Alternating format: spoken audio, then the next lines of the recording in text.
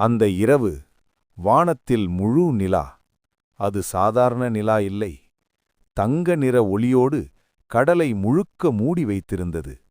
அந்த ஒளியின் நடுவில் யாரும் ஓட்டாதது போல ஒரு பெரிய பழைய கடற்கொள்ளையர் கப்பல் அமைதியாக மிதந்து கொண்டிருந்தது. கப்பலில் ஒரு உயிரின் சத்தம் கூட இல்லை. ஆனால் காற்று அடிக்கும்போது கயிறுகள் கிரீச் கிரீச் என்று யாரோ நடப்பது போல ஒலித்தது. இந்த கப்பல் பற்றி ஒரு கதை இருந்தது. இதற்கு பெயர் நிலா நிழல். 10 ஆண்டுகளுக்கு முன்பு இந்த கப்பலை கேப்டன் ஆர்மின் என்ற கடற்கொள்ளையர் ஓட்டினான். அவன் தங்கத்துக்காக அல்ல, நிலாவின் ரகசியத்தை தேடி கடலில் இறங்கினான். ஒரு முழு நிலா இரவில் இந்த கப்பல் கடலின் நடுவே நின்றது. அப்போது நிலாவின் ஒளி கடலுக்குள் ஒரு பாதையை திறந்தது.